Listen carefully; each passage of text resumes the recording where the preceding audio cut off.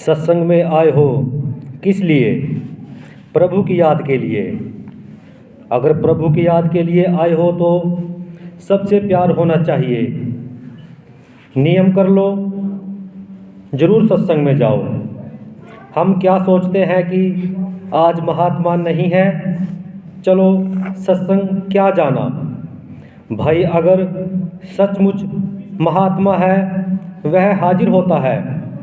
महापुरुष गला फाड़ फाड़ कर कहते हैं मगर हमारे कानों पर जूं तक नहीं सरकती।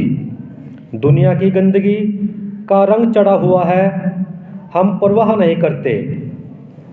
डायरी रखते नहीं, शर्म की बात है। एक बात कहूँ, प्रभु मिलेगा कहाँ? सत्संग में और कहीं नहीं। जिनको मिला ही नहीं उन बेचारों का क्या हाल है। हमारे हजूर के पास कोई आ जाता था तो वो कहते थे जाओ लाहौर में एक हफ्ता लगाकर आओ गुरु कृपाल के पास। क्या मैं यह कह सकता हूँ किसी को? यह बातें सुनने से कल्याण नहीं होगी, इससे अमल में लाओ। कोई भी उपाय है जिससे आपका कहना मान जाओ। पहले नहीं माना तो आज से ही शुरू कर दो। रोटी न खाओ जब तक भजन न कर लो। जीवन की पवित्रता का खास ख्याल रखो। घर बारों में कुत्तों की तरह न लड़ो। जुबान मीठी रख लो तो सब मुश्किलें हल हो जाएंगी। डायरी लगातार रखो और चुन चुन कर अपनी कमजोरियों को निकाल दो। मैं बड़े दर्द भरे दिल से कह रहा हूँ। लोग कहते हैं कि तुम सत्संग में जाने वाले हो, वहाँ यही तालीम मिलती है। जब आप कहना नहीं मानते मुझे दुख होता है और सब पाया हुआ आप खो बैठते हैं। ऐसे लोग तालीम को बदनाम करते हैं। मुकम्मल इंसान बनो ताकि तुम प्रभु को अंतर में देखने वाले बन जाओ। आप बचा लिए जाओगे बगैर कहे। गुरु प्यार वाली संगत में रहकर प्यार बढ़ सकता है। इसके लिए भजन सिमरन का वक्त बढ़ाओ और हरदम मालिक का शुक्राना करो। अगर प्रभु का साथ मिल गया तो खुशी मनाओ, बातें मत बनाओ। भाई ऐसा सतगुरु अगर न है तो अंधेरा फैल जाए। भाई चिराग हो तो प्रकाश फैलेगा, चिराग ही ना हो तो चारों तरफ अंधेरा फैल जाएगा। एक दफ़ा अंतर में ज्योति और शब्द धुनी प्रकट कर लो तो सब गुनाहें धोए जा सकते हैं। और आइंदा से तौबा कर लो, दोबारा गलती नहीं करूँगा। जिसका भजन बनता है उसे अपने आप पर कंट्रोल करना चाहिए। जुबान बंद रखें, ज़्यादा बातें नहीं करनी चाहिए वरना सतगुरु की बख्शिश बंद हो जाएगी। जो अंतर में मिलता है उसे हजम करो। अंतर में देखो कितनी खूबसूरती है, प्रकाश है और नशा भी है।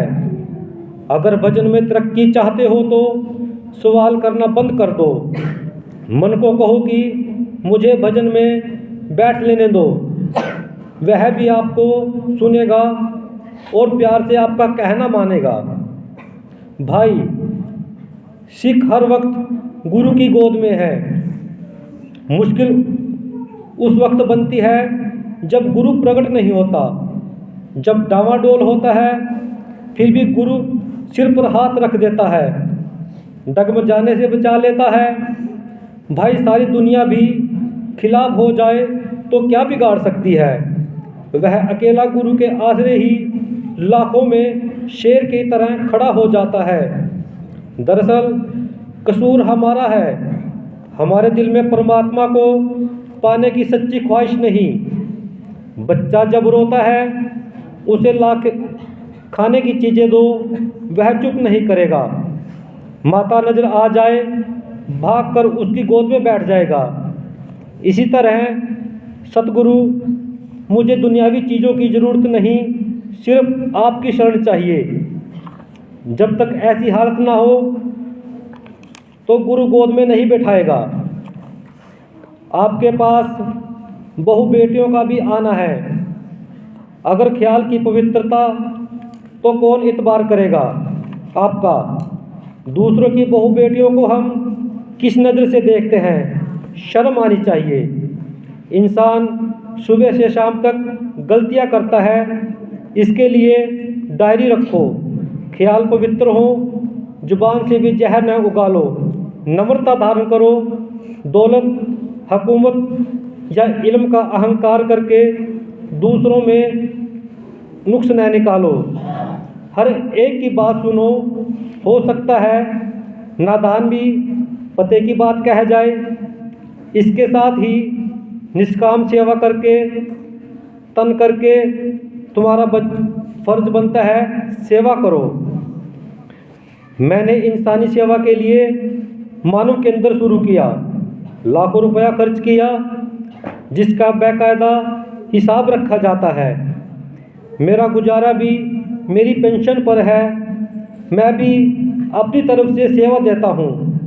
इंसान का बच्चा होने के नाते मेरा भी फ़र्ज़ बनता है कुछ सेवा मैं दान में दूँ। जब मैं खुद सेवा देता हूँ और दूसरों को भी देनी चाहिए। तकलीफ़ तब होती है जब जिम्मेवार लोग अपने लिए खर्च करते हैं। अगर हर आदमी दूसरों के लिए जीना सीख जाए तो दुनिया खुशियों से भरपूर हो जाएगी। मैं कहता हूँ जो दूसरों के लिए नहीं जीते वह दरिंदे हैं, इंसान नहीं। दरिंदे सिर्फ अपने लिए जीते हैं। दो कुत्ते भी एक गोश्त के टुकड़े की खातिर दूसरों को जान से मार देते हैं। अगर इंसान भी ऐसा करे तो क्या वह इंसान है। दूसरों के लिए जीना सीख लो, सब मुश्किलें हल हो जाएंगी।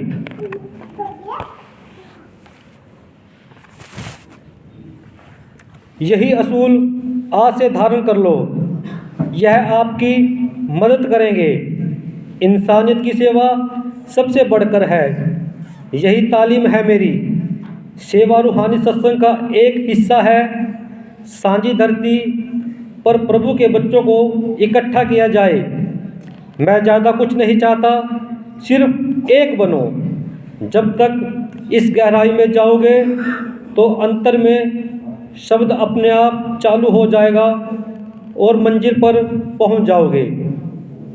एक दफ़ा हजूर ने मुझे हुक्म दिया कि सत्संग करो। गर्मी का मौसम था, हाल बहुत गर्म था। छत के पंखे वगैरह सब फेल हो गए। मैंने कहा, देखो भाई, अपनी तवज्जो दोनों आंखों के दरमियान टिकाओ, फिर गर्मी नहीं लगेगी। 1 घंटा सत्संग सुनते रहे, कोई गर्मी नहीं लगी। हम महसूस तब करते हैं जब ध्यान जिस्म में आ जाए। सूरत ही जिस्म को ताकत देती है, सारा शरीर ही सूरत है। श्री गोविंद सिंह जी ने फरमाया था, कामना महीन हो जाओ, ख्वाहिश ही न रहे तो झगड़े काहे के। लड़ मर रहे हैं आपस में, जरा किनारे खड़े होकर देखो दुनिया क्या कर रही है। किस बात का फ़ख्र करते हो। इस काया को मैंने मिट्टी में रुलते देखा है, मिट्टी के नीचे दबा देते हैं इस काया को। इस काया की कदर हमसे है जब तक हम तुम्हारे साथ हैं, वरना तेरी क्या कदर है। यह जिस्मानी हमने मिट्टी में रुलते देखे हैं।